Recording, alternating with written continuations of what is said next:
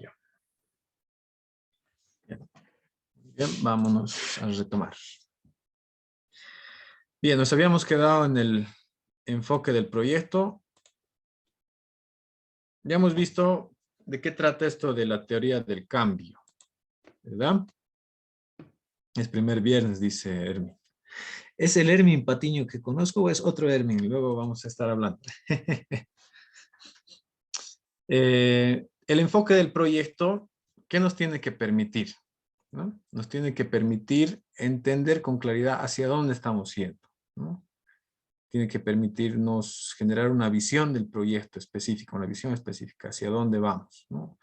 Obviamente en el marco institucional, sea sector público o privado, hay una misión, visión institucional que generalmente queda establecido en el plan estratégico institucional, que así se llama, y que cualquier programa o proyecto que se vaya a diseñar e implementar tiene que estar alineado, acorde a esta misión, visión institucional, sea del sector público o privado. Sin embargo, de ello, cada proyecto debe apuntar a un horizonte concordante con la misión y visión institucional, ¿no? Y eso se hace a través del enfoque del proyecto. Entonces, ¿cómo vamos a abordar un proyecto social, sobre todo de manera participativa? Entonces, ahí tenemos que trabajar y pensar con y desde la mirada de las personas, sean organizaciones de base, comunidades, población vulnerable, jóvenes, niños. Tenemos que aprender a mirar desde la misma gente, ¿no? Si no sé qué he hecho, si no sé aymara, tengo que buscar los medios, las herramientas para poder entender qué es lo que piensa, qué es lo que siente la gente. Obviamente no vamos a poder ponernos en sus zapatos 100%, pero tenemos que hacer ese ejercicio de empatía, ¿no? ¿Y esto por qué? Y me voy a este clásico ejemplo de los que trabajamos en el sector vivienda. Cuando cuando un técnico elabora un proyecto para, no sé, para vivienda específicamente y no entiende qué es lo que necesita y quiere la gente, va a pasar cosas como las que les voy a contar ahora. Hay comunidades en el Chaco boliviano donde se han implementado proyectos de vivienda social, donde esas viviendas literalmente son utilizadas de depósito o literalmente han sido abandonadas por las comunidades. ¿Por qué? Porque no han cumplido uno de los 7 elementos del derecho humano a la vivienda, que es la adecuación cultural. Me dirán que, bueno, eso puede ser un caso excepcional en el Chaco boliviano. No.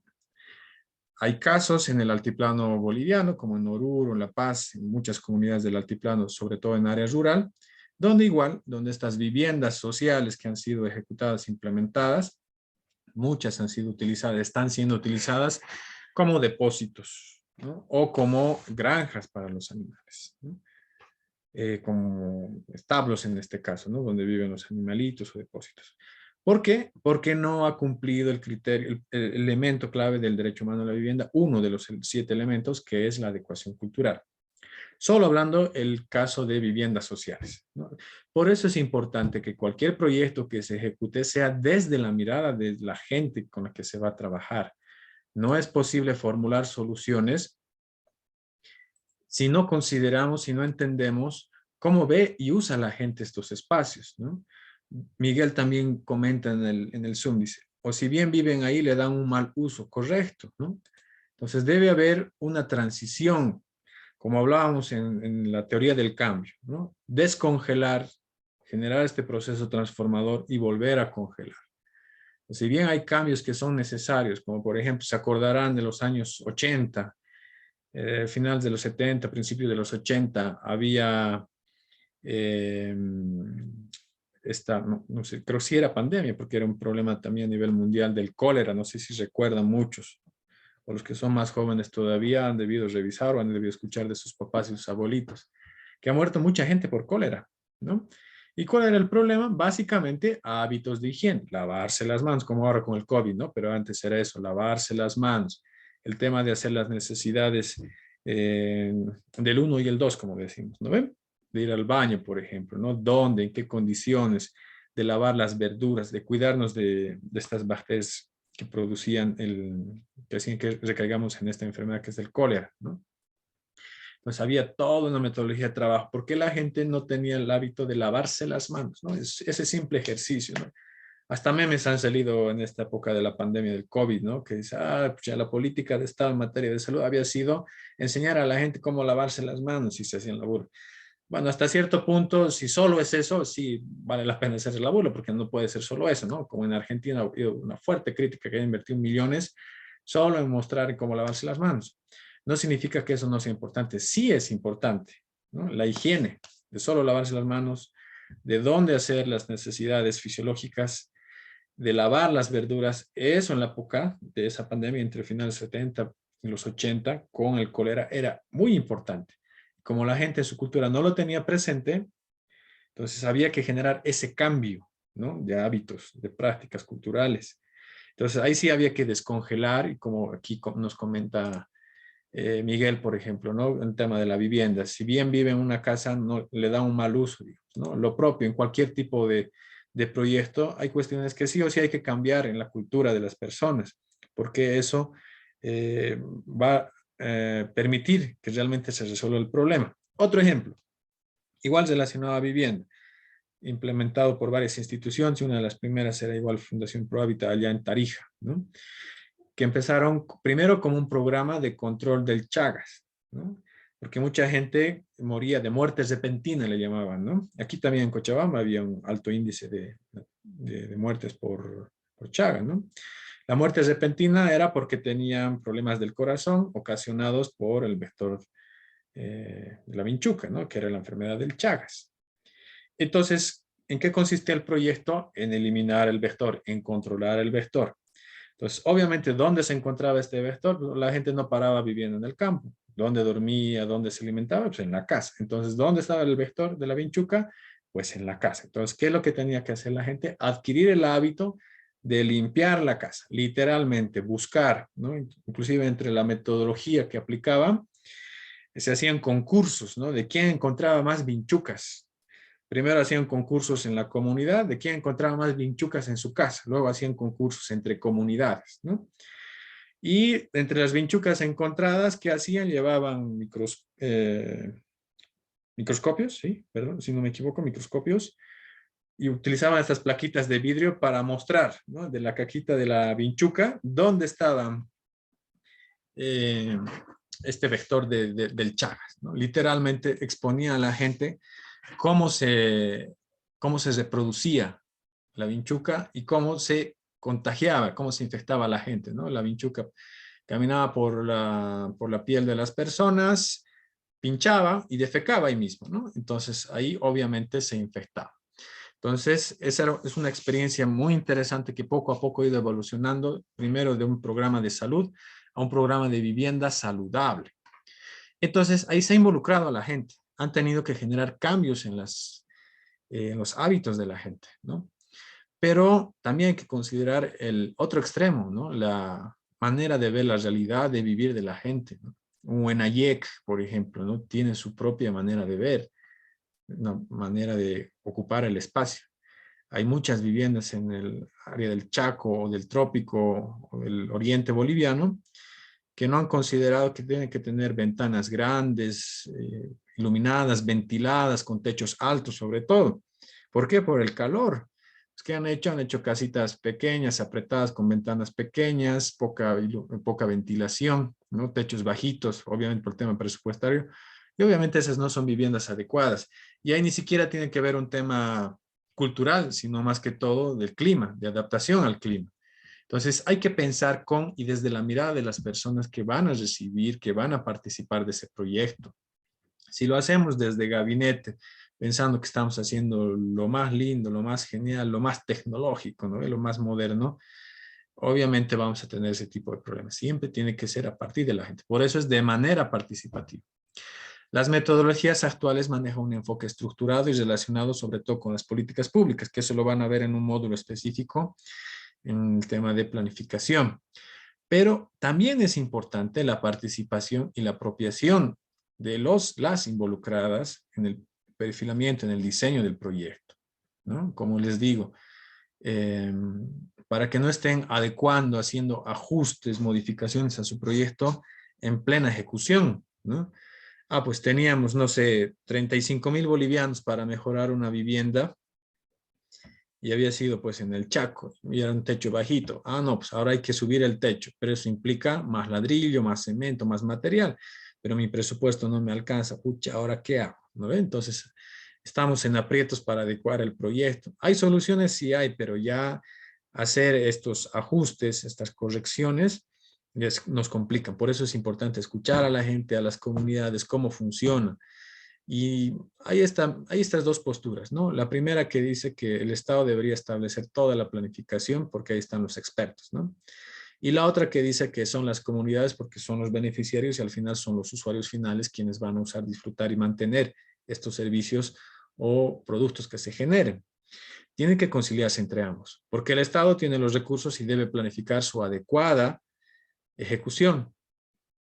Pero por otro lado, es la población la que va a recibir, usar, gozar, disfrutar de estos servicios y beneficios. Entonces, ambos deben ser considerados en el diseño del proyecto. Esto es bien importante. Hay que asumir un rol en el proyecto. Y eso es antes, durante y después. Sean como voluntarios, miembros de una organización, académicos, vecinos, funcionarios, siempre hay que asumir un rol. No es nomás mirar del palco, yo he escrito el proyecto, ahora que le toque a la consultora, pues, ¿no ven? A ver qué hace, cómo resuelve. O alguien ha hecho el proyecto, ya ni modo, pues voy a ejecutar, pero como yo tengo que ejecutar, lo voy a hacer a mi manera, se aguanta, ¿no? No, eso no funciona así. Eso no es lo correcto, no es lo adecuado. Ahí, más allá de la malversación de fondos, y aún si lo hacen en términos administrativos de manera regular, correcta, ya con los fines y objetivos que persiguen su proyecto, pues no va a ser adecuado, ¿no? Si lo hacemos sin considerar la voz de la gente. Perdón que me haya extendido harto tiempo en esto porque es bien importante, sumamente importante. Pensando las políticas públicas en todo el sistema de planificación, sí, está establecido por norma.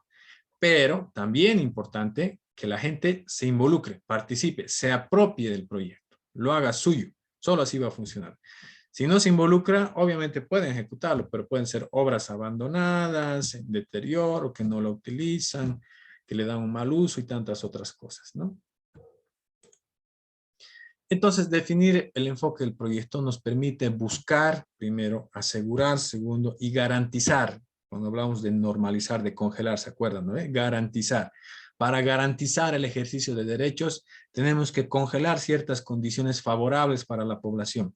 Tenemos que normalizar cierto tipo de condiciones, de parámetros para que la población pueda ejercer sus derechos plenamente. Entonces, garantizar, normalizar, congelar, acuérdense de esas palabras. A eso estamos apuntando, a un estado, a un momento, a una situación, entre comillas, ideal, a partir de estos proyectos de transformación que estamos generando, ¿no?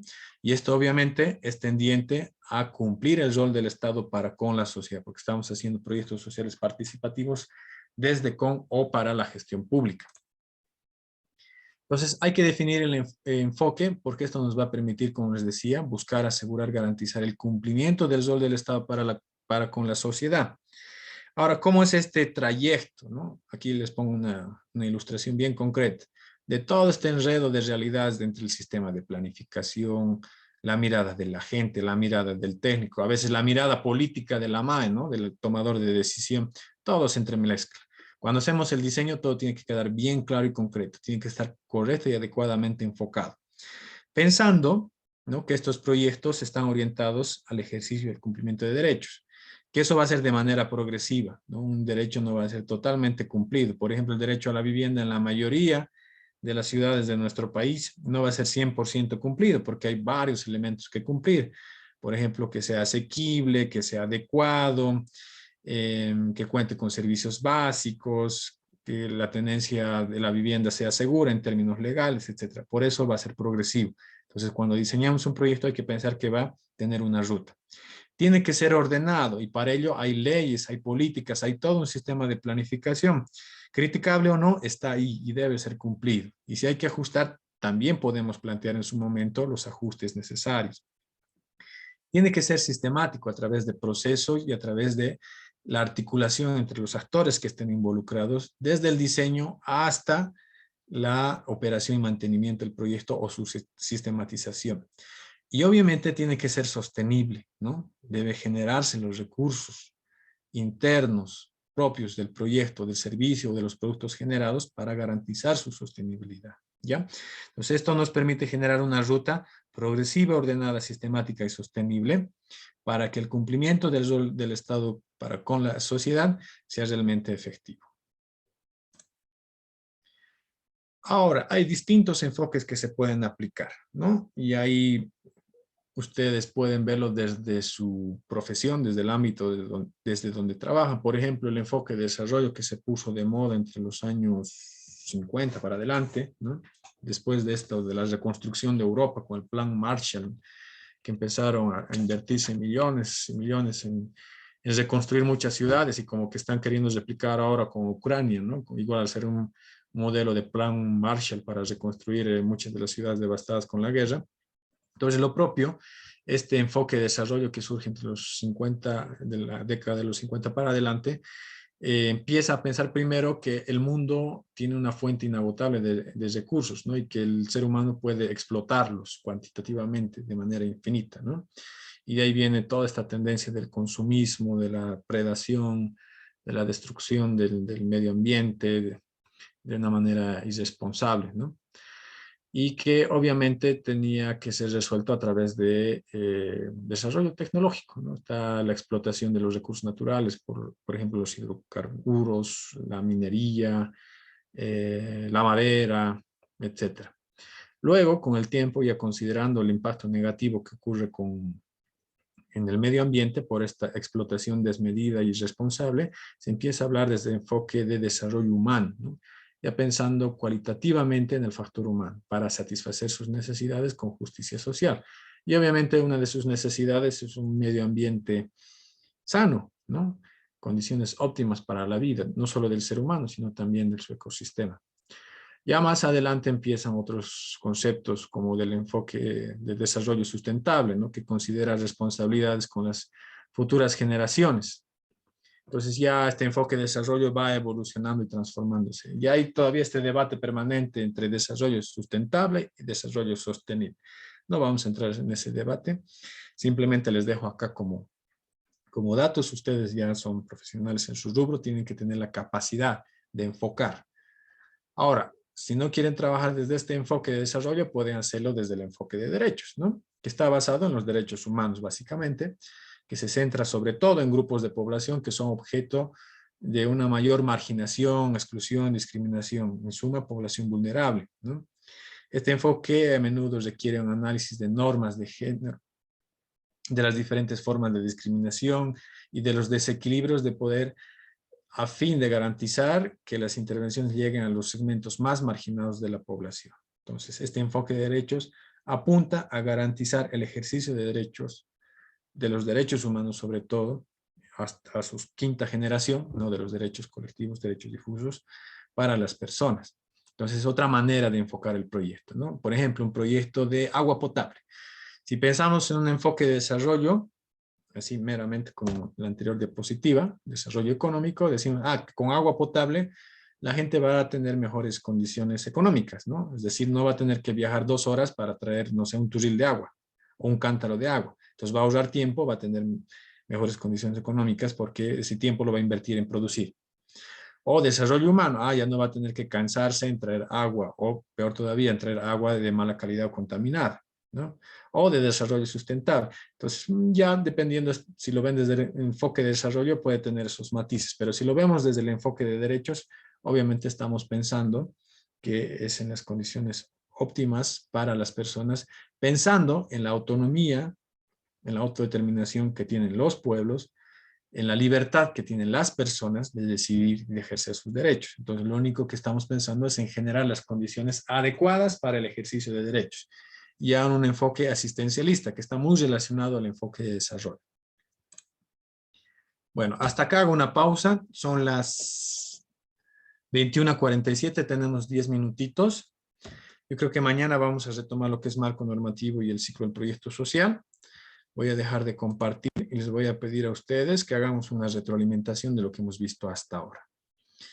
¿Se entiende este bagaje conceptual así bien genérico? No estamos entrando a un trabajo estrictamente académico, como ya explicaba la doctora Sarela. Queremos ir a una ruta práctica de escribir el proyecto. Ahorita nos estamos muniendo de insumos para escribir el proyecto. Es tarea suya hacer la lectura complementaria que está en la bibliografía para poder profundizar, ¿no? Como verán, es bastante amplio esta parte. La idea no es saturarlo con esto, sino que tengan el bagaje mínimo, los insumos mínimos, para que ustedes tengan idea de hacia dónde van a apuntar cuando escriban el proyecto. Tienen la palabra, por favor, pueden seguir escribiendo al chat también. Aquí José nos escribía en algún momento, eliminar el uso de las cañahuecas en los techos. Cuando hablábamos de viviendas saludables. Sí, sí, correcto. El tema de revocado, por ejemplo, ¿no? Con barro mejorado, con cal, con aceite de linaza. Hay varias técnicas. Es muy bonita esa área, ¿no? De los proyectos sociales. Comentarios, percepciones. Mucha metralleta el docente, van a decir. Licey, Adelante, Vladimir. yo le voy a comentar una anécdota, lo que les pasó a uno de los amigos, ¿no? Con respecto a una comunidad en el cual ellos tenían agua, pero en un sector, es decir, digamos, tenían una pileta pública en el cual esta gente se reunían ahí para llevar, digamos, a sus casitas, ¿no? El tema del agua. Pero ahí había una situación social en la cual se comentaba, había charla, digamos, de sus comadres, todo tipo de cosas. Cuando llegó el proyecto, me comentaron, ¿no? De que se les tenía que implementar, digamos, el sistema el sistema de agua a sus propiedades.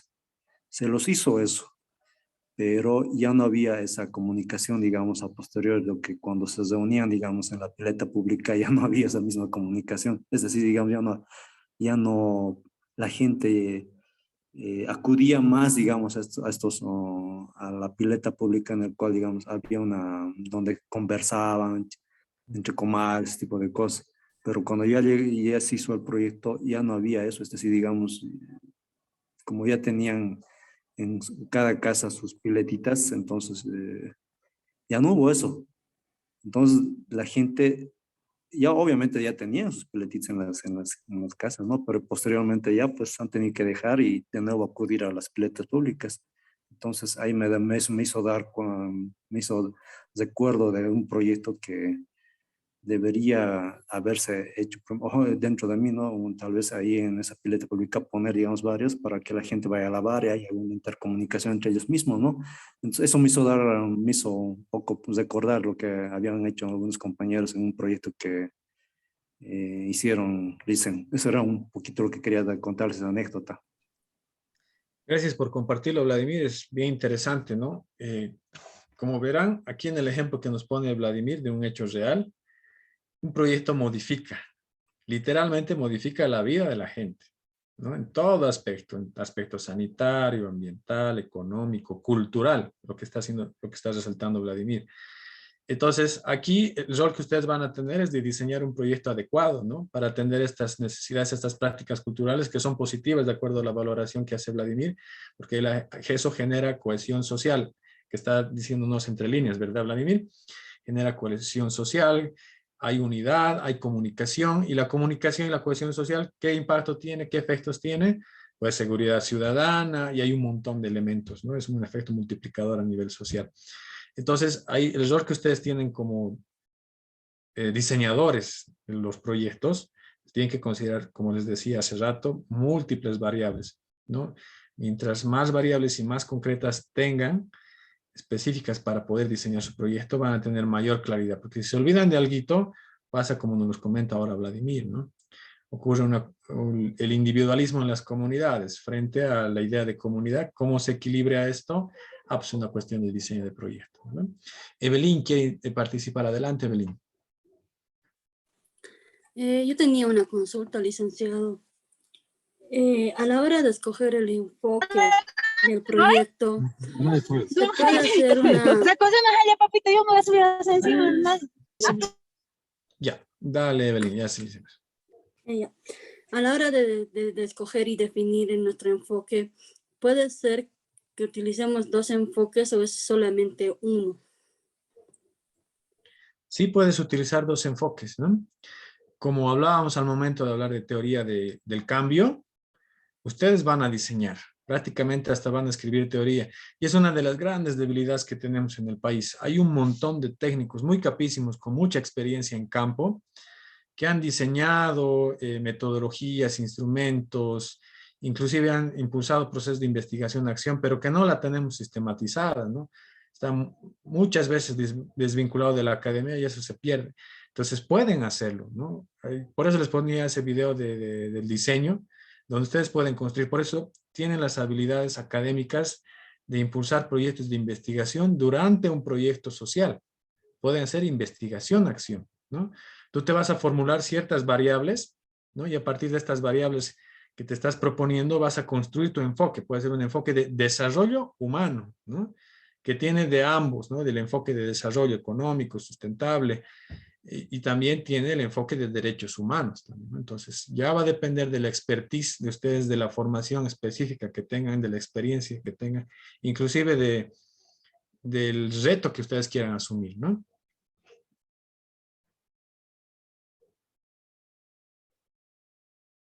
Adelante, no sean tímidas, tímidos. Tenemos 6 minutos. Pregunten, aclaren, complementen también. Si ustedes quieren compartir, pues adelante, ¿no? Yo sé que muchos de ustedes tienen experiencia en campo y sería lindo escucharles.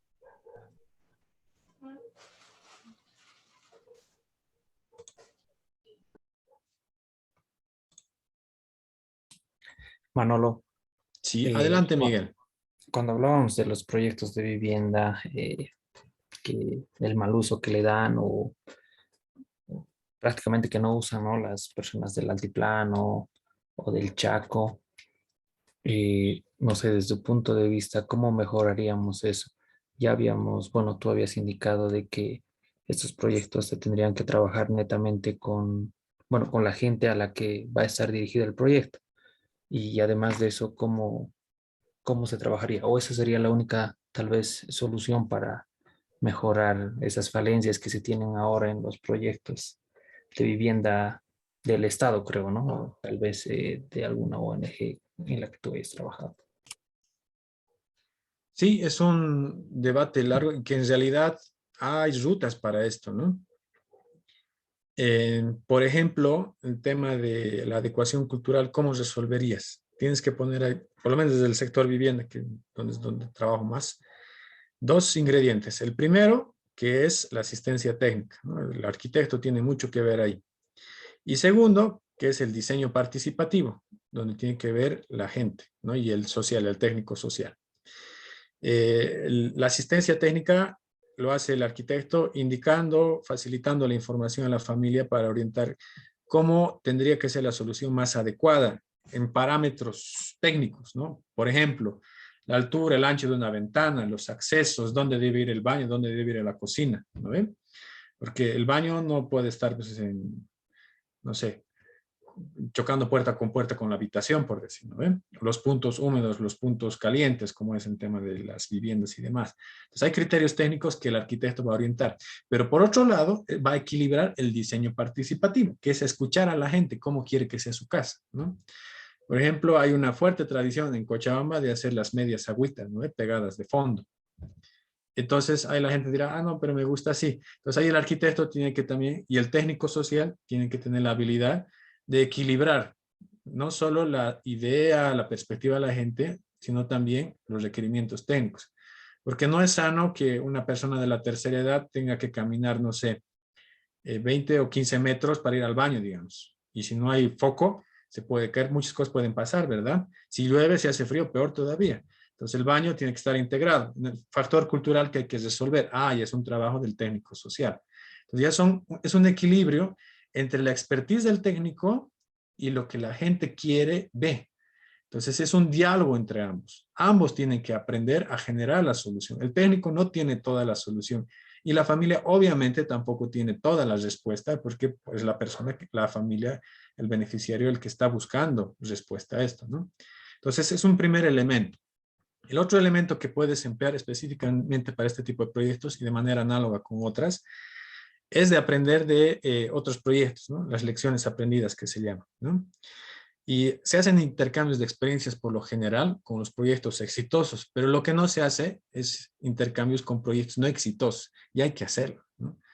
Y eso obviamente no le vas a llevar a un beneficiario, ah, mira, este proyecto no funcionó aquí, obviamente se va a desanimar. A quien tienes que llevar para el intercambio de experiencias a proyectos no exitosos es a los técnicos, para mostrarles, mire, aquí no ha funcionado por esto, por esto, por esto, ¿no? Por ejemplo, si en el altiplano las viviendas las han dispuesto más para corral o para depósito, ¿por qué ha sido? Ah, ya, pues porque quiere más a sus animalitos, primer factor, ¿no? En el altiplano son bien querendones de sus animalitos. Ah, entonces tienes que saber visualizar. Ah, ya, si le voy a hacer una buena casa a la familia, también tendré que hacer los establos adecuados para los animalitos. Entonces estoy equilibrando. Ya son cosas que vas a ir aprendiendo en el camino, ¿no? Pero lo vas a hacer con la gente y con la expertise del técnico.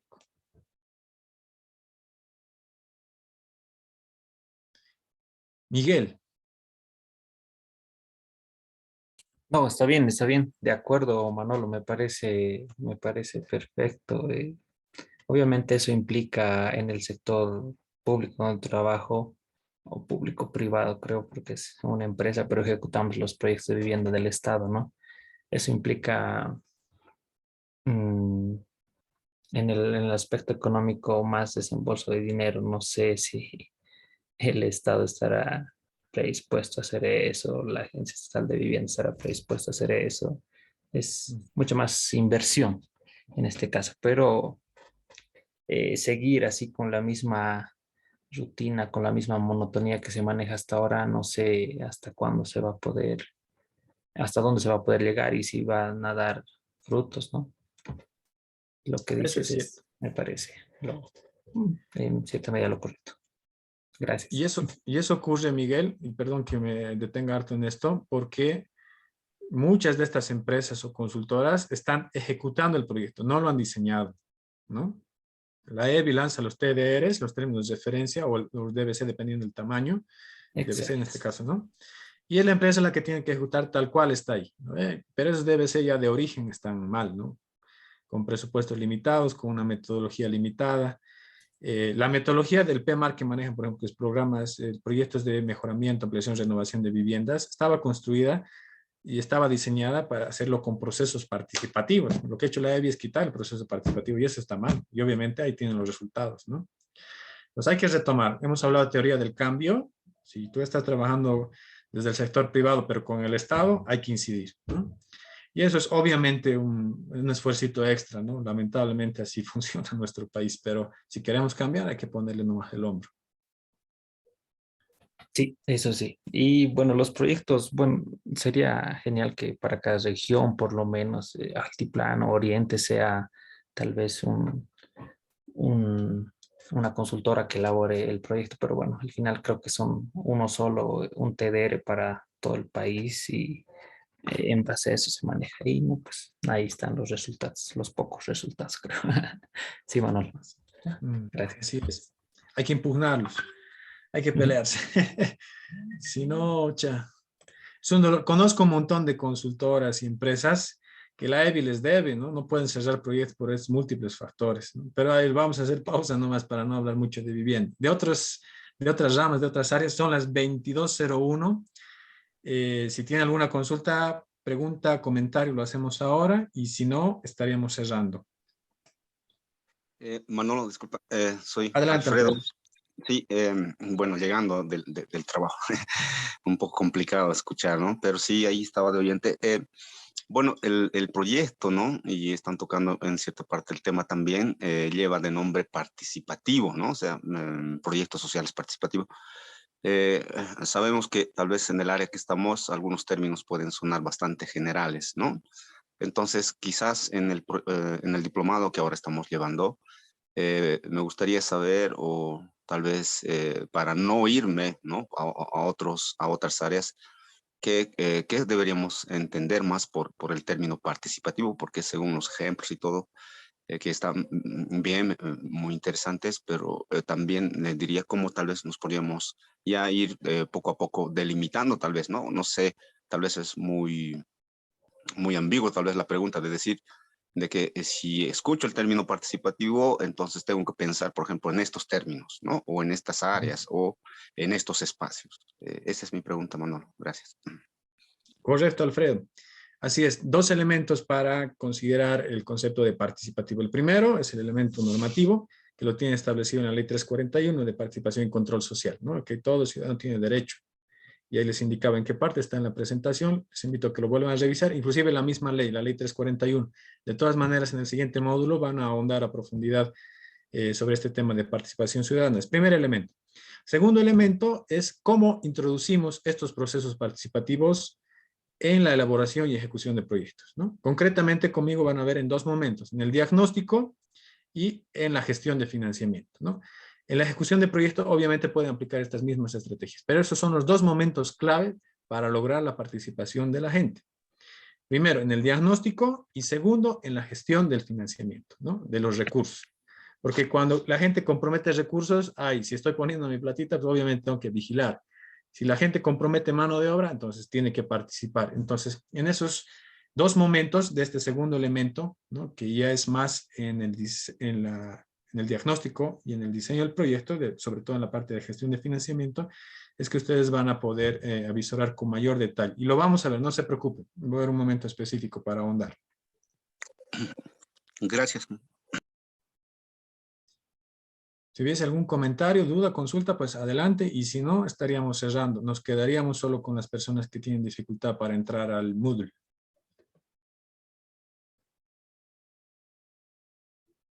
Le hice una consultita. Sí, Vlad. Hay un trabajo que hay que presentar, ¿no? Lo que dice aquí la ruta crítica del proyecto. Sí, lo vamos a presentar mañana. Nos ha ganado el tiempo, ¿no? Nos hemos extendido un poquito en la parte de la inauguración. Entonces Sí. mañana lo vamos a hacer, no se preocupe. Ya, perfecto, listo. Yubilia. Si no hay más consultas, pues esa sería nuestra primera sesión. Nos vemos mañana 8 a.m. Descansen bonito, chiquito, y pónganse pilas. Mañana nos vemos a las 8 en punto, tempranito. Nos quedamos con quienes tenemos que revisar el módulo. Ok, Licen, tenga buenas noches. Buenas noches, compañeros.